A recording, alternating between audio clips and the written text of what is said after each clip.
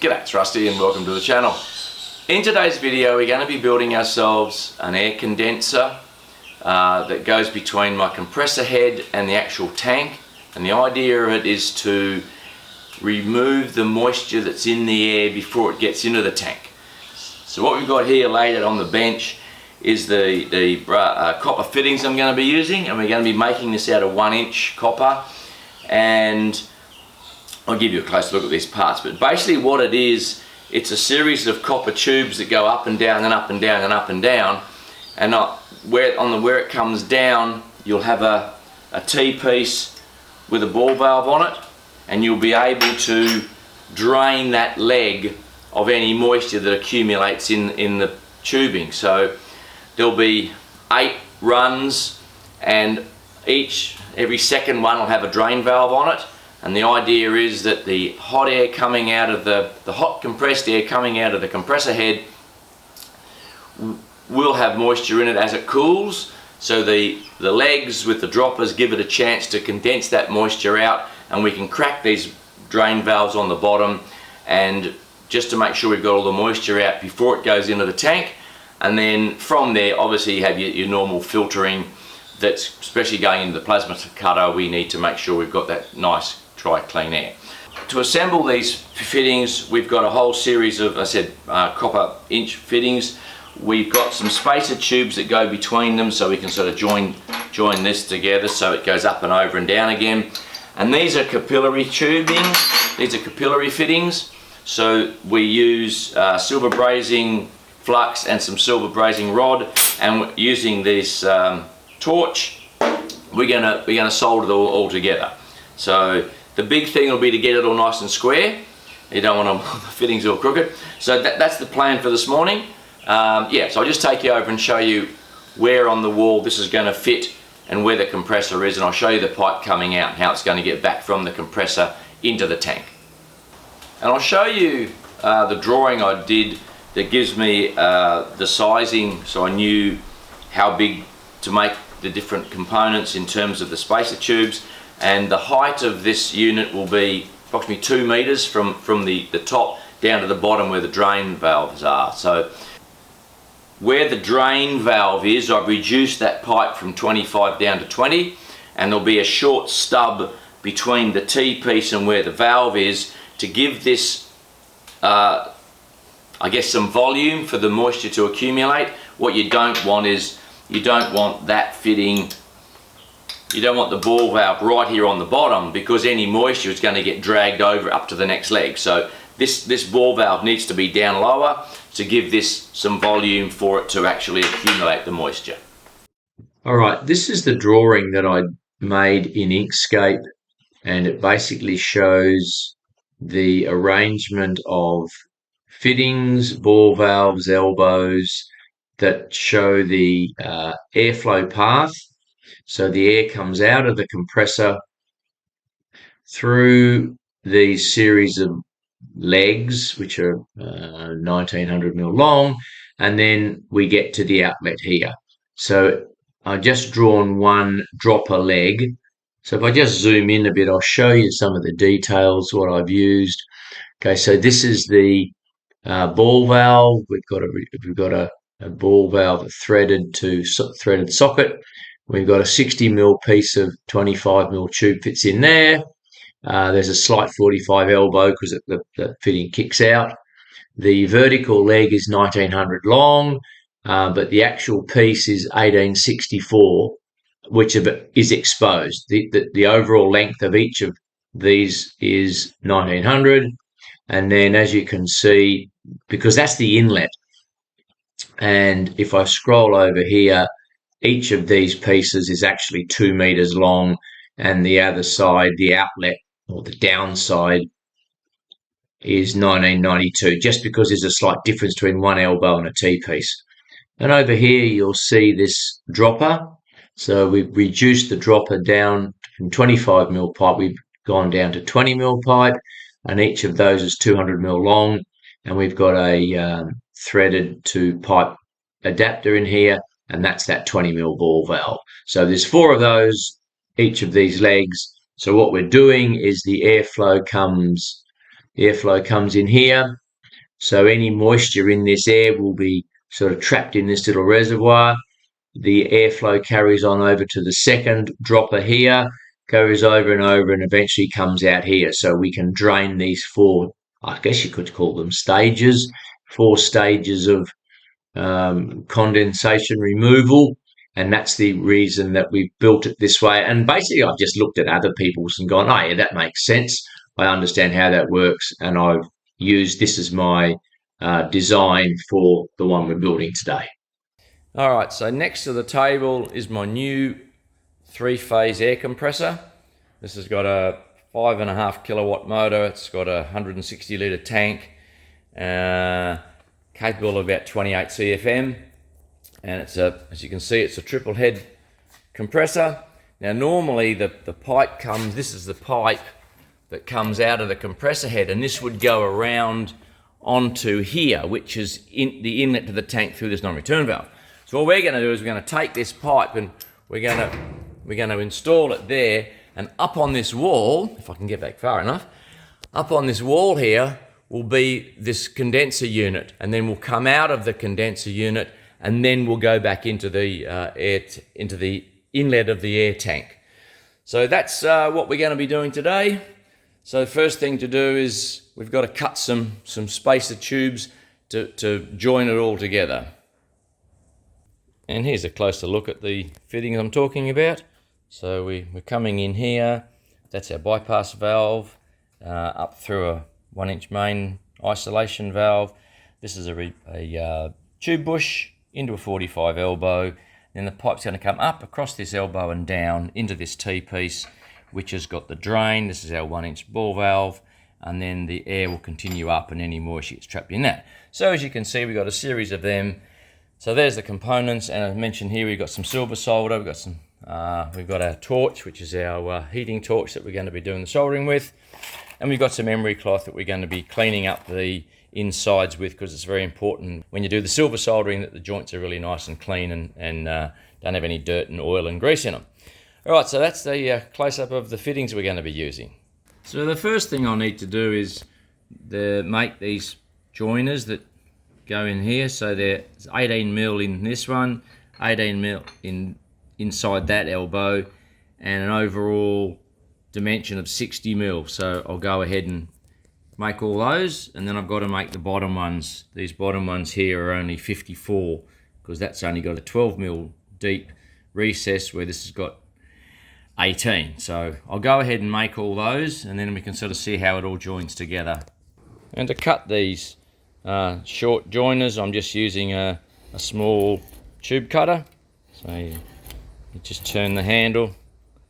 It's got a little cutting blade in there that runs around on my mark, and doesn't take long, and I've got one cut.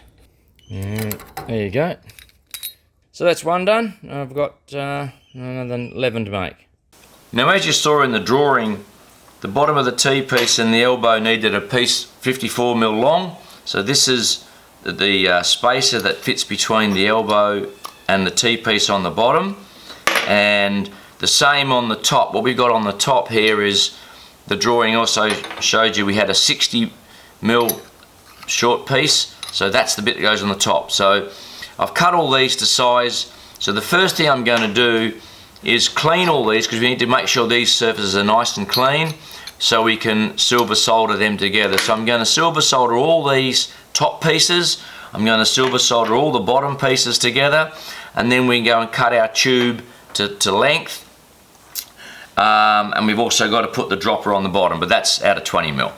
And then the whole thing assembled will be, I'll assemble it on a timber frame, and we're going to use these 1-inch copper saddles that'll hold it all in place. So, alright, need to get on and clean all these fittings, solder these, and I'll show you how that all looks once we've got that together.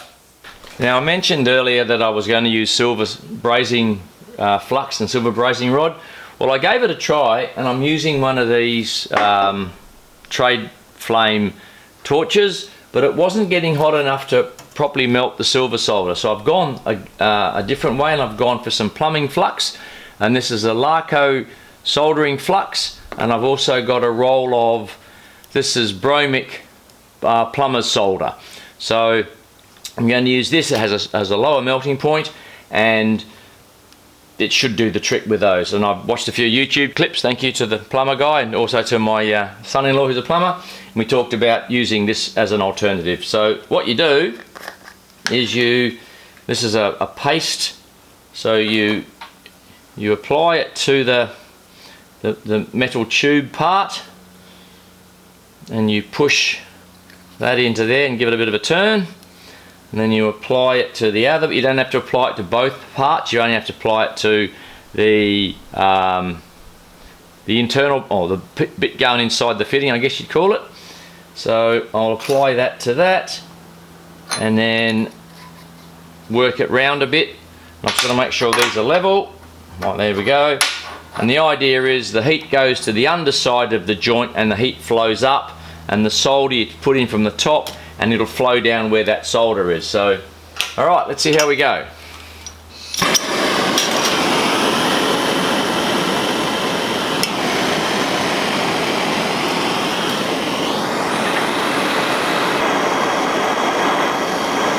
There goes the solder starting to melt, and you run it around, and this is called, these are capillary fittings.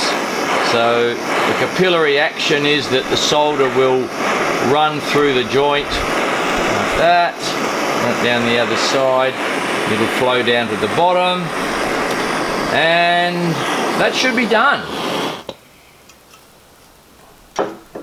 Alright, let me have a quick look at that. It's going to be a bit hot, but I don't want to overheat the fitting.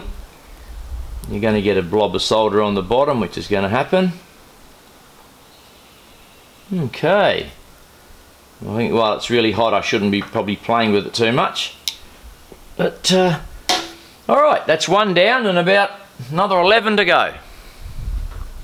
And now that I've soldered all these elbow pieces together, and the elbow with the T, and that's where the dropper goes. Now it's time to turn our attention to the copper tube, the legs themselves. And because the length of tube is 6 meters long, I've just tweaked my numbers a little bit. So I'm going to make the longer of the two dropper 2 meters, and the next one will actually be 8 mil shorter. So I get the maximum number of lengths of droppers out of the 6 meter length of tube. We'll now go and cut those tubes to length, and I'll show you how it looks on the bench all dummied together. Now if I can pan back far enough, you'll be able to see this is it laid out on the bench, and we've got our, let me start at the top. Okay, so we've got to come in here, and this is the inlet from the compressor. However, this line will actually run back down here, and I'll pick it up somewhere here at the bottom. But at the moment, I'm not sure how long to make that length, because I've got a valve enough to it. So it comes in there. Oop, that's just because I haven't soldered these in yet, of course. So it runs down this first leg, gets to this T-piece, and this is the dropper with the valve on it that will drain any moisture out. So then it repeats, it goes up, over the top, comes back down to this drain dropper, which will be probably a 200 to 300 mil stub of 20 mil with a valve on it, you know, up and down, and then it finally exits at this point. And again, this leg will run all the way down to here again, and somewhere here it'll have a valve on it so I can isolate this whole thing. But I'm not sure how long to make them. So what I've got to do now is solder all these together, and then we can mount it on the wall and then work out the length of the inlet and the outlet dropper leg. So I'll get on now and I'll solder all these joints together. I've got to clean them all first, clean the joint, and then I'll solder them. Well, I've cleaned all the pipes and the fittings, and these are called a tube bush, and that's the 20 mil dropper that comes off the T-piece, and there'll be a 20 mil ball valve screwed to there. So they're already sweated on. So now it's a case of, we're just going to start here and go through all our solder joints. Fingers crossed it's all lined up square, which I'm pretty confident it is. All right, so we'll get on and we'll solder the bottom fittings first, then we'll go up to the other end.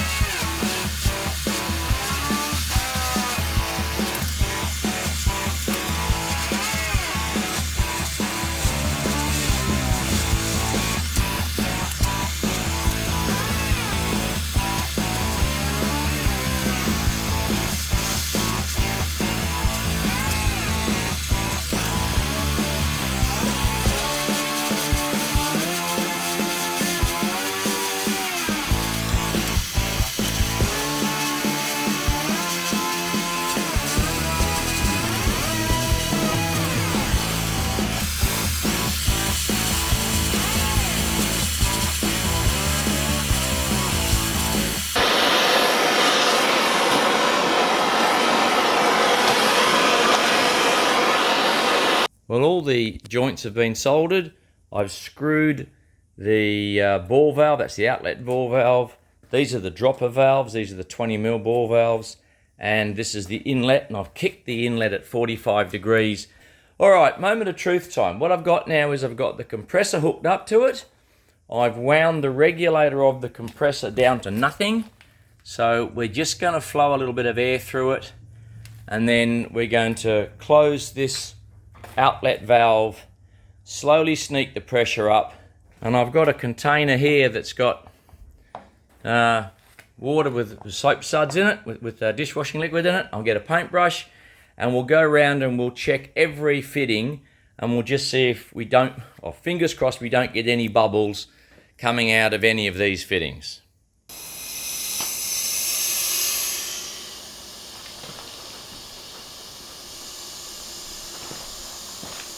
Okay, I've got a little bit of air coming through there.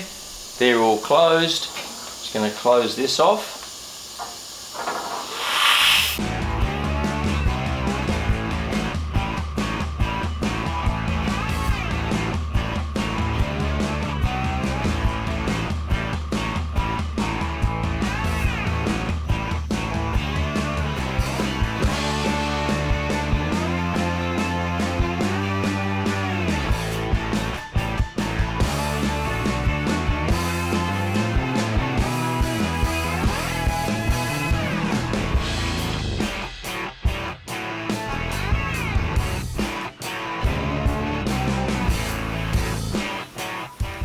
Well, that's only got very low pressure on it, and I can't see any leaks. We're just going to turn the compressor up, the regulator up a bit more, and we'll just see what that does.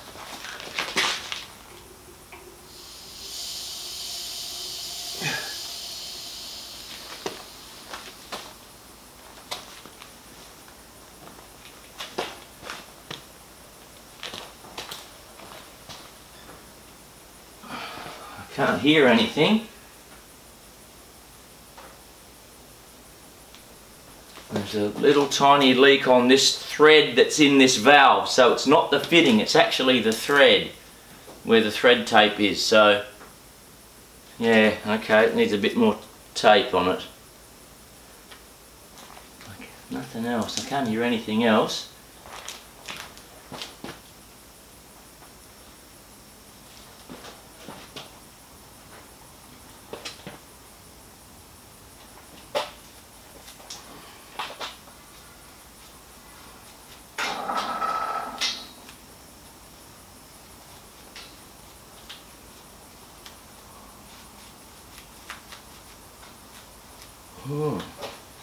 Well, so far so good.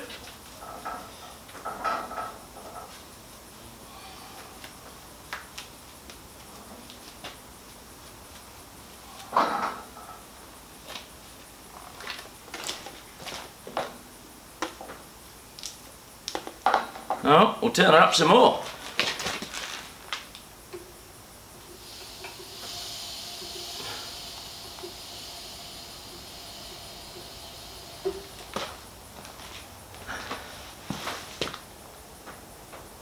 That's at 60 psi now. Yeah, we've got a little leak on this thread and this one, but that's just the thread tape. Alright, that can be fixed.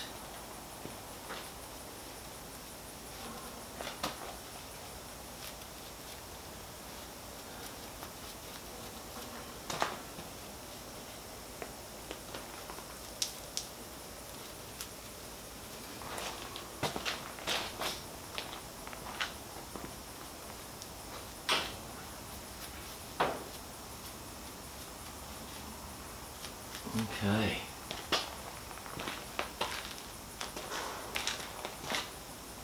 Well, I'm quietly confident that it's holding pressure, so I'm going to turn this up. Yeah, we've got a little leak on this ball valve thread. So my son-in-law and I were having a bet about how many rounds of tape you should use. I don't want to tell him, he might have been right, but yeah, you can just see that one. That's frothing a bit, but it's only at the thread. Well, I'm really pleased. I'm quietly confident that I'd soldered it properly, but yeah, I'm really pleased with that.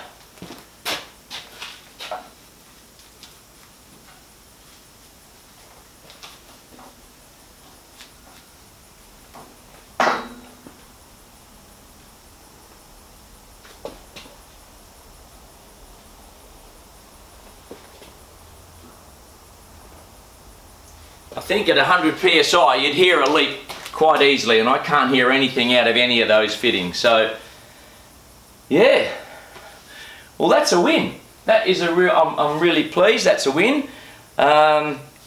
Next step now will be to get this thing up on the wall, and I'm going to mount it on some 70 by 45 treated pine timber. And I've got those little 1-inch copper saddles, and we're going to secure it up on the wall. That's going to be fun. It'll take 2 of us, but alright, I'm pleased with this. We'll get on and make the mounting for it. Well, we've now got the air condenser bolted on. As you can see, it starts up there. It's on that timber, secured to that timber, which sits on top of that top hat. This middle one here, again, we've got bolted through here, and this lower one, the timber sits on this top hat, and we've bolted that through the wall, bolts and nuts on the other side. And this is the braided line that originally went from the compressor head to the tank, that now comes up through this 1-inch valve. And then, as I said before, we've got our droppers. These are our 20mm droppers. And I have had it running just to check everything was working. Now, I've just been doing a cut on the table, and we've had the compressor running, and one thing I've noticed it does is, as the compressor stops when it reaches its pressure switch limit, the blow-off valve here next to the non-return valve, this actually dumps all the compressor side air. So it's actually dumping all the air out of this air condenser. So what I've just done now is I've just shut this outlet valve, because I want to show you, this has been running for probably 12 minutes, that cut was, so the compressor kicked in and out. I just want to show you the water that's coming out of this.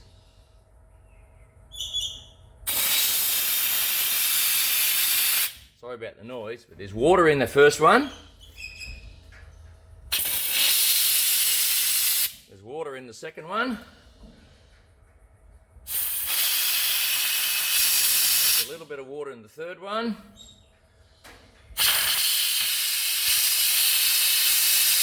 And there's very little in the last one. So this system works really well. I mean, to those guys who've already got these, I know you know how well they work. But what it's doing is it's not putting water into my tank. So I'm not putting water into the compressor tank, which means I'm getting cleaner air. If I can just crack this.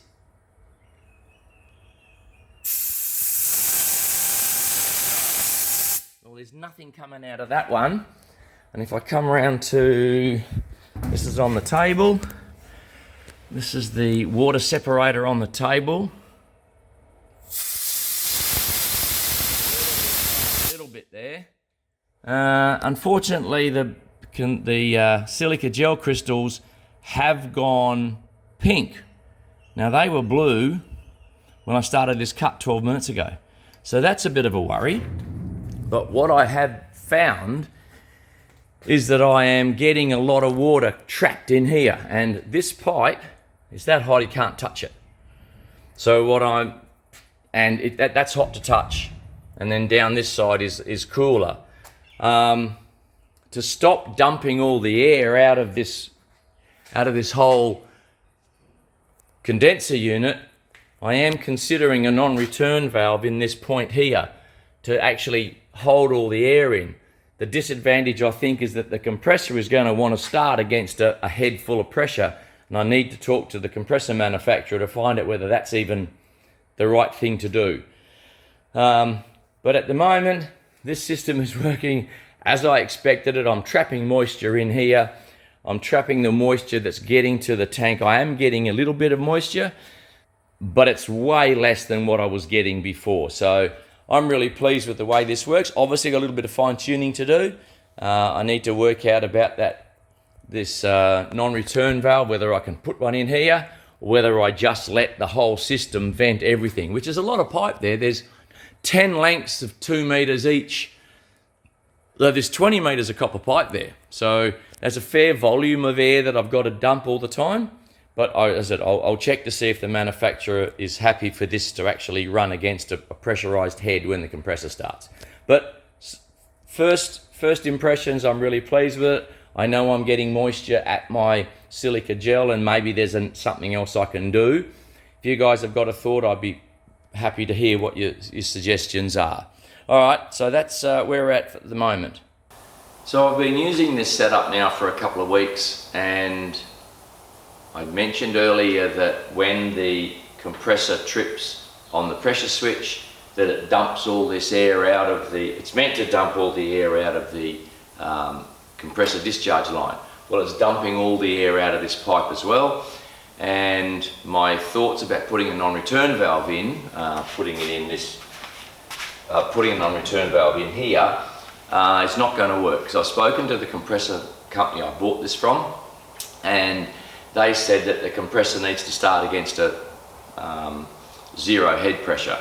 So I explained to him what I'd done and why I put it in between the compressor and the tank to try and stop the moisture getting to the tank. His suggestion was put the dryer on the discharge of the tank and to put an auto drain valve on the bottom of the tank and have it to regularly dump moisture out of the tank. So that's what I'm going to be doing. I'm going to swap the piping around. I need to change a couple of fittings, and we're going to go ahead and try that and give it a run and see how that goes, because we are capturing the moisture. My thought was to capture the moisture before it got into the tank, but the comments that he made to me was this is meant to be a wet tank system, so this wet tank will catch the moisture, and then from there we can trap it on the way to wherever it's being delivered, primarily to my plasma cutting table, but we're also going to reticulate some of the shed and run some air lines around as well. So that's what we're going to be doing now. We're going to be swapping the air hoses around, and we'll try it. I was concerned that we were dropping all that air pressure out of here, but I also didn't want the compressor to be starting against a full head, and what he said was you can damage it, because what can happen is you might start slipping the belts on the compressor because it's not meant to be starting against a head. All right, so that's what we're going to be doing. Swap the pipes around, and then we'll see how that works. So we've gone back to the original piping configuration on this compressor. The outlet from the compressor head goes back into the tank by the non-return valve, and then the outlet from the tank we're actually connecting now into this inlet of the air condenser. So then on a daily basis, not only are we draining the moisture out of the tank by the auto drain valve, we also crack these valves and we can get the moisture out. And as I showed you earlier, we're getting moisture out of the first 2 or 3, and then usually by the time we get to this last one, there's no moisture in the air. So then out of this air condenser at the moment, all I've got here is just a single regulator that's plumbed straight to the table, but we will shortly be reticulating the shed, and then we'll have outlets sort of in locations we need the air. I'm really pleased that I went ahead and built this, because I am trying to make sure I get all the moisture out of the air. I'm sure there are other ways of doing it, and you know, maybe in the future I might look at a refrigerated air dryer. I guess there's a cost factor involved, but at the moment I'm seeing that my silica gel beads on the table are lasting probably not all day, but I'm certainly getting more hours of cut time from the setup I've got now before I need to change the beads than I ever was. So you know, that's obviously a win for me. And if you like the video, a thumbs up would be appreciated. If you'd like to subscribe to the channel, the subscribe button is down here. If there's something you don't like about the video and you give it a thumbs down, I certainly would appreciate you putting in the comments what it is you don't like, because I'm always trying to make better content. If you'd like to support the channel, there's a link in the description below to buy me a coffee. I certainly appreciate all the support I've been getting. If you haven't seen the video series I did recently where we did the plasma cutter upgrade on the table, I'll put a link somewhere here to the playlist. That was a worthwhile upgrade on the table because it's given me the ability to run a bit faster, also turn the amps up a little bit and not get into those duty cycle issues I was having before. So that's it for this video, and I look forward to seeing you in the next